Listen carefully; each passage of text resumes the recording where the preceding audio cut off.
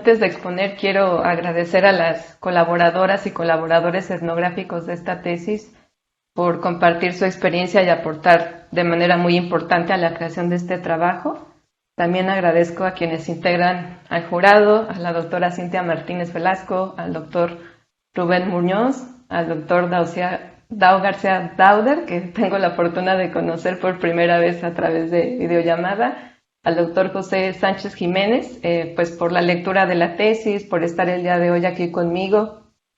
Desde luego todos sus comentarios, sugerencias y aportaciones previas, ¿no?, a este examen. Muchas gracias también, doctor José, por el acompañamiento y la escucha durante todo el proceso y por los valiosos seminarios de tesis que tuvimos también en compañía de mi compañera Rosy Antúnez.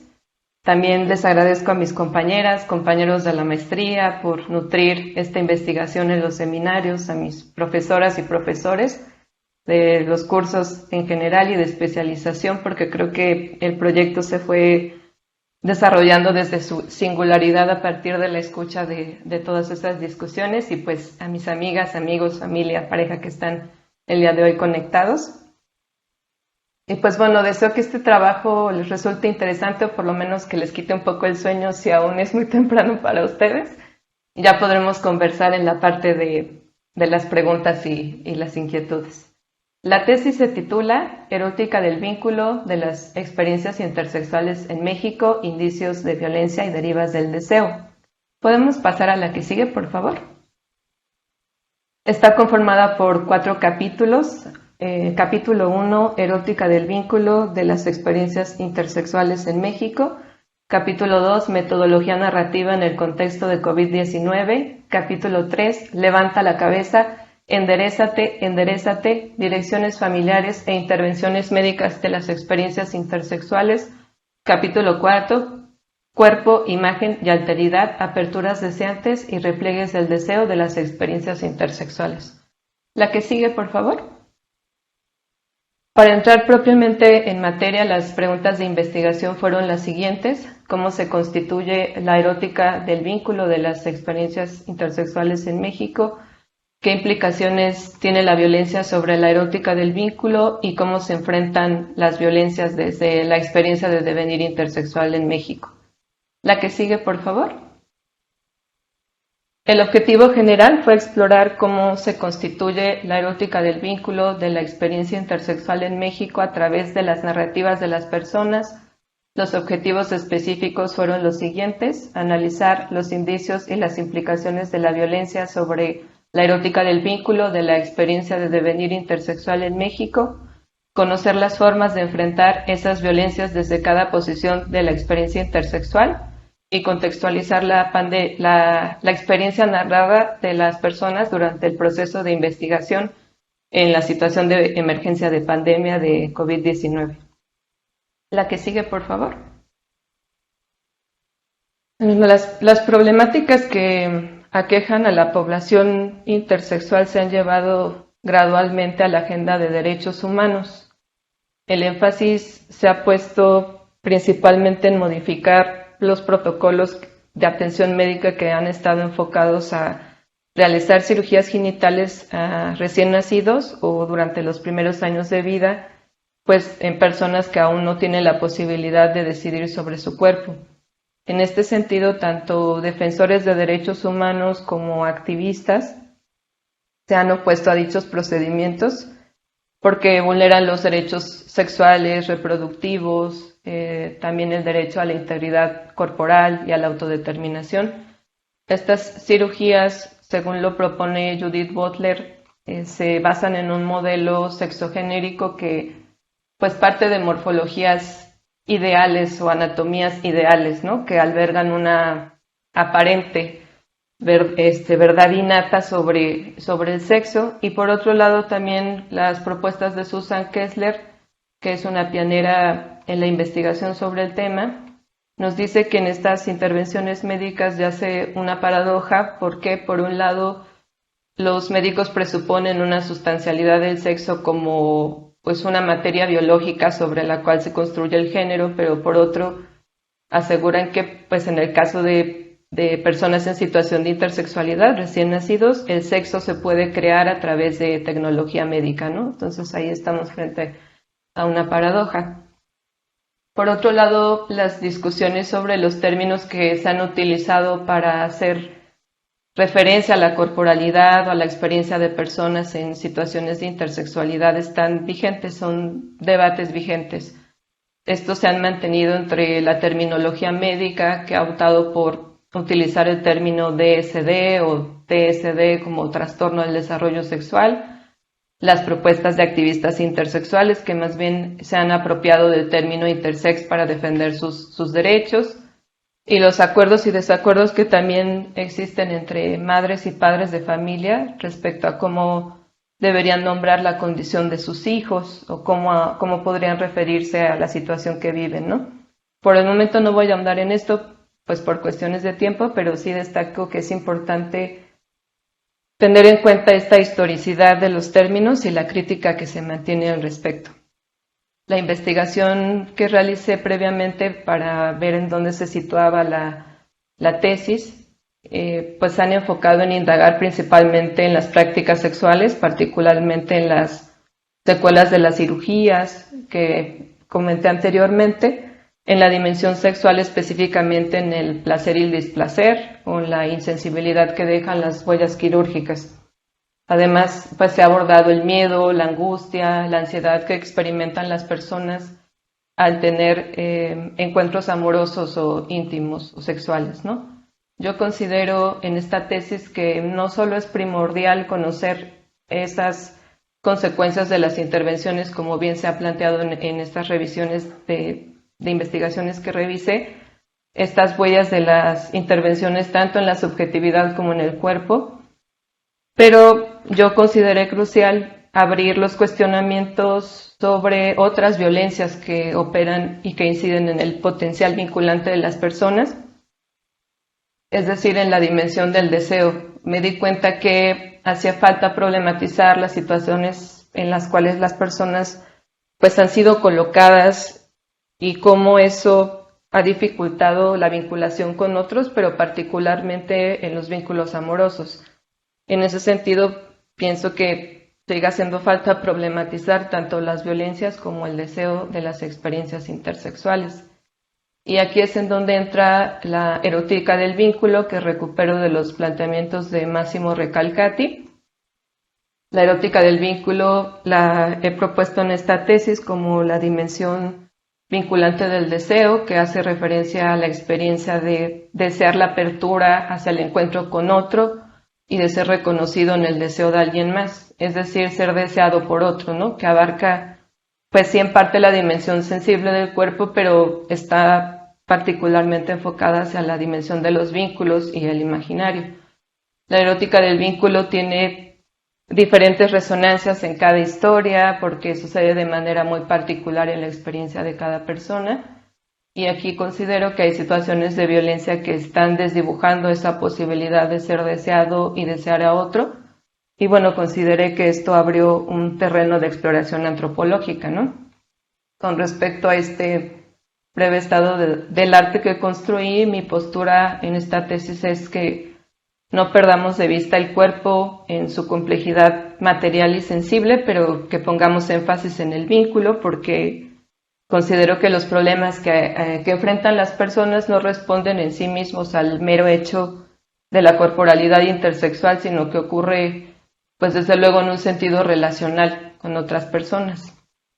Bueno, entonces esta propuesta de la erótica del vínculo, desde una experiencia fenomenológica del cuerpo del sujeto, implica por lo menos desde mi postura un abordaje que se nutre de nociones no esencialistas del sexo y del género, y estoy proponiendo que movilicemos la mirada hacia los vínculos para no quedar exclusivamente en el cuerpo material, que no deja de ser importante, pero que justamente en la experiencia vinculante es donde está en juego el reconocimiento, el deseo de ser reconocido en el deseo de otro, o ser deseado por un otro como sujeto, como cuerpo también. ¿Podemos pasar a la que sigue? El trabajo de campo lo realicé a distancia mediante llamadas y videollamadas telefónicas en el periodo de octubre del 2020 a enero del 2021. Utilicé la metodología narrativa con las propuestas principalmente de Jerome Brunner, Rapport y Rosaldo, los cuales de manera general coinciden en la importancia que tienen las narrativas como formas de análisis social y como formas también de producir sentido y conocimiento. Colaboraron 10 personas que radicaban en distintos lugares del país: Estado de México, Ciudad de México, Oaxaca, Veracruz, Guanajuato y Sinaloa. Las personas que entrevisté forman parte de la comunidad del colectivo Brújula Intersexual en el país. 3 de ellas vivieron intervenciones médicas desde edades tempranas, las otras 6 no. Y pues aquí quiero destacar que el proceso de trabajo de campo implicó necesariamente una ética de la escucha. Retomo 2 propuestas, la de Jean-Luc Nancy, que nos dice que estar a la escucha es estar tendido hacia los sentidos posibles que no son inmediatamente accesibles, con la intención de que podamos ir encontrando, comprendiendo a las orillas del sentido, a los bordes y en los márgenes, ¿no? Este autor nos invita a reflexionar sobre, digamos, la primacía que ha tenido el campo visual en la investigación, que sí es muy importante, pero propone la escucha como este otro sentido vital que hace posible desde otro sitio el entendimiento, por ejemplo, en un proceso de investigación como la que propongo. Por su parte, también está la propuesta de Spinoza, quien nos dice que si un semejante se ve afectado en el sentido, digamos, de los afectos, nos afecta de cierto modo como ese otro semejante que también somos, y en ese sentido, pues nos potencia o nos limita a actuar de cierta manera, ¿no? Lo que quiero decir brevemente con esto es que en el trabajo de campo encontré pues resonancias con estos autores, ya obviamente al realizarlo y después, particularmente en cómo las afecciones emocionales y por tanto corporales que se manifestaron en las narrativas de las colaboradoras y colaboradores pues me afectaron también como un sujeto sintiente de escucha, y eso a su vez me potenció a actuar en ciertos momentos, a limitarme en otros y a ir tomando ciertas decisiones, ¿no? En síntesis fue, creo yo, un escuchar comprometido, empático, afectivo, lo que trazó las decisiones para la elaboración de este trabajo. Entonces, por tanto, la escucha tuvo un valor ético y metodológico imprescindible.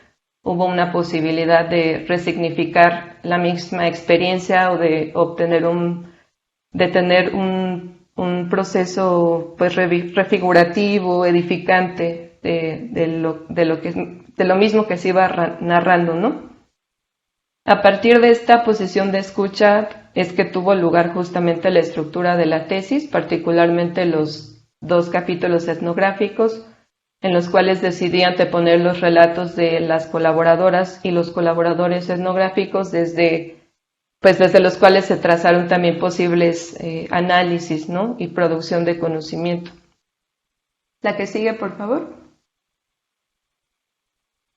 Bueno, los principales hallazgos etnográficos se concentran, como les comentaba, en los siguientes 2 capítulos.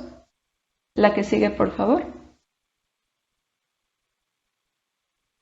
Los relatos de la transición de la niñez a la adolescencia nos muestran cómo la experiencia particular de cada persona se vive, desde luego, desde posiciones muy diferentes, pero tienen en común que están atravesadas por la rectificación, la corrección o el apego a rectitud de las familias, de los contextos sociales y de los médicos. Encontré una densidad etnográfica en la experiencia, por ejemplo, de las pubertades, con los cambios corporales que conlleva esta etapa, y pues que es además un momento clave en la expresión de las características sexuales, ¿no? La experiencia de la pubertad fue vivida de formas muy variadas, desde sentir que los cambios del cuerpo eran opuestos a lo esperado, por ejemplo, o hasta transformaciones corporales, pues no sé, que no llegaron, ¿no? Como se esperaba que tenían que llegar. Además, fue un momento en el que las personas manifestaron sentirse o empezaban a sentirse atraídas o enamoradas. Y bueno, en estas pubertades también hubo mecanismos de correcciones o de rectificaciones, no solo por las intervenciones médicas, sino también por las palabras, ¿no? En este caso de la familia, por ejemplo, el imperativo enderézate, que surge justamente de las narrativas de las personas, dirigida principalmente de las madres hacia sus hijas, ¿no? Y bueno, otras formas a través de cirugías, fármacos, hormonas, violencias como burlas, golpes, acoso y señalamientos sobre su corporalidad. Cada línea de relato trazó un camino muy particular. Por ahora solo voy a mencionar de manera general los principales hallazgos y ahí encuentro que hay diferencias importantes entre quienes atravesaron por las cirugías y quienes no. Por ejemplo, en los casos de las 3 personas que fueron intervenidas, Flor, Mayrim y Karina, que marco aquí en la presentación con una flecha roja, la dirección que tomaron las familias se articuló fuertemente con las prescripciones médicas. En estas 3 narrativas el vínculo familiar por alguna razón estuvo más ajustado o más corto, las personas tuvieron como menos espacios o amplitud de socialización y la relación de la familia y la institución fue más fuerte o estuvo más involucrada, ¿no? O sea, hubo una importante restricción en la socialización durante la niñez y la adolescencia.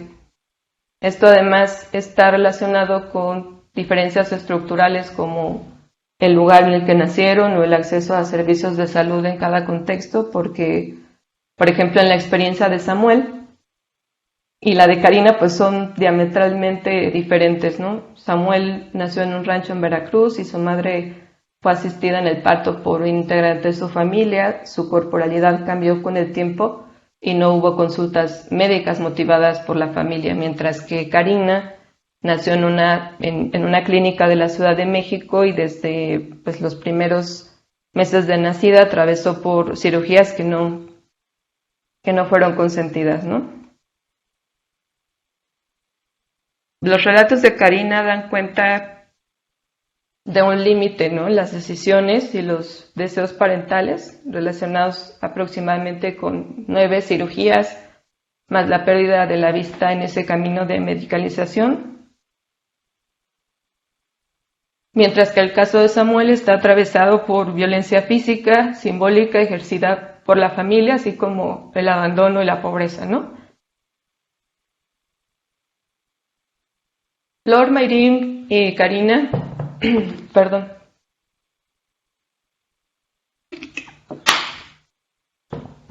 vivieron varios años de su niñez en convalecencias, en los hospitales, ¿no? Lo cual las hacía oscilar entre el hospital y su casa en diferentes grados en cada caso. En ese tiempo convivían únicamente con familiares, particularmente con sus madres, quienes se encargaron de los cuidados posoperatorios.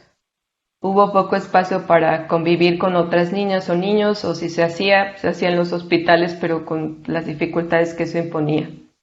A veces ni siquiera se sabía exactamente qué estaba pasando, no había explicaciones para eso, ¿no?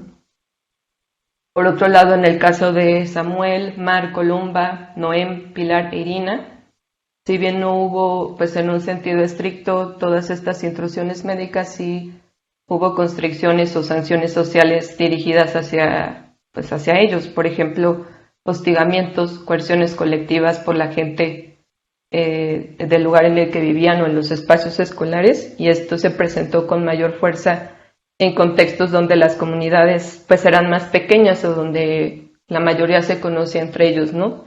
Desde luego desató también miedo, exclusión, tristeza, depresión en las personas. La siguiente, por favor.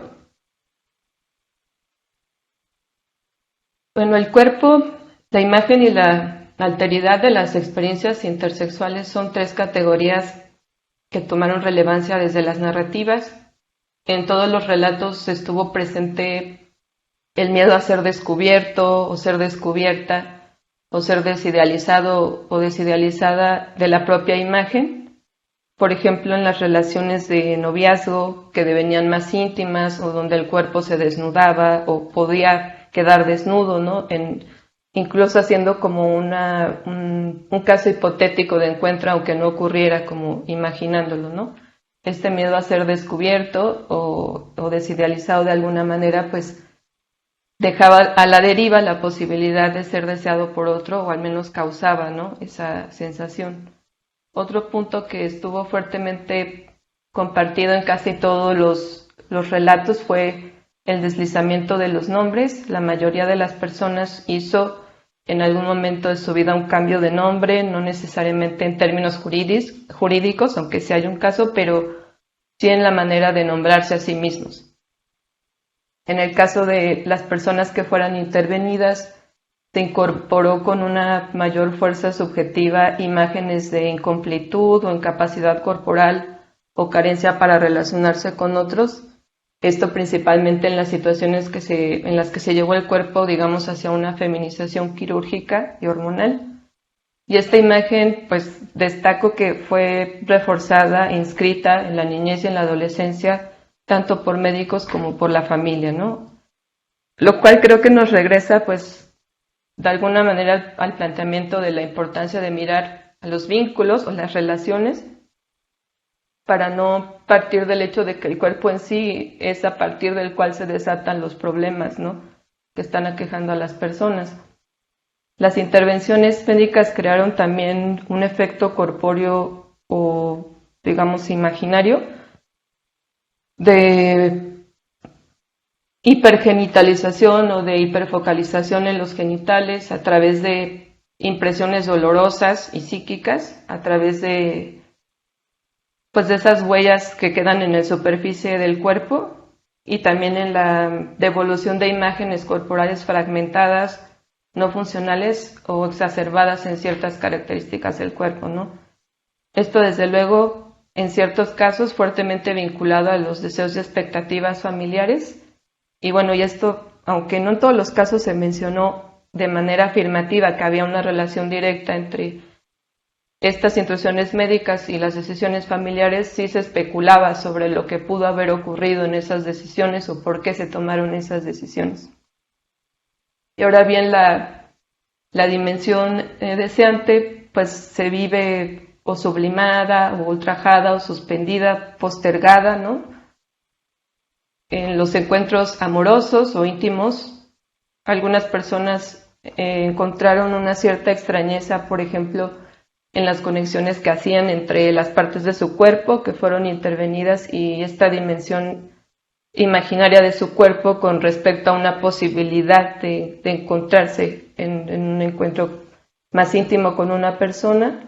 Y aquí también se desataron inquietudes sobre si se está o no capacitado para el coito, ¿no?, que eso también fue muy fuerte en las narrativas, y las preguntas sobre el objetivo con el cual se realizaron estas cirugías. En el caso de quienes no fueron intervenidos, hubo una, pues, mayor amplitud para poder conocer a otras personas, para poder socializar con otras niñas y niños o conversarlo, pero de todas maneras, pues también hubo ciertos repliegues, por ejemplo, en la pubertad y un poco más grandes, porque pues había también contextos hostiles en donde era difícil poder hablar de lo que sucedía. Y pues encontré también que los vínculos de sostén y de escucha que las personas tuvieron en diferentes etapas vitales generó también como una posibilidad de ir resignificando también en esos encuentros, ¿no?, de ir aceptando, refigurando la propia imagen en la medida en que pues se sienten acompañados con amistades, profesoras, parejas, algunos miembros de la familia y grupos de pares. La que sigue, por favor. Bueno, pues ya para ir cerrando esta parte, encuentro que las imposiciones familiares y médicas pues son procesos desubjetivantes y violentos que están obturando o desdibujando el deseo de alteridad y el deseo propio de las personas en situación de intersexualidad. Las familias y los médicos están regresando imágenes de cuerpos inadecuados, insuficientes o incapaces. Pese a ello, las personas en sus relatos pues han mostrado resignificaciones de esos hechos que abren paso a la imaginación y otras coordenadas de vinculación, O sea, lo que quiero decir es que pues, la agencia de las personas está presente y sigue en ese proceso, ¿no? Que sigue abierto. Estos hallazgos creo que dan cuenta de que paradójicamente las intervenciones médicas, pues en sus diferentes gradaciones y los deseos parentales que están enfocados a corregir o a enderezar los cuerpos para hipotéticamente posibilitar o capacitar, entre comillas, a las personas para la vida en pareja, en un esquema normativo heterosexual que pondera una práctica sexual, están teniendo el efecto contrario, al menos en los casos que analizamos en esta investigación, porque están desdibujando el deseo de alteridad, ¿no? Y bueno, no obstante, las aperturas, decía antes, están presentes, las narrativas de las personas dan cuenta que tanto los vínculos como las imágenes se transforman y que, bueno, cada persona desde su experiencia particular va abriendo paso a su propio deseo, ¿no? De esa manera la erótica del vínculo también se va fortaleciendo, pero es como muy particular en cada caso.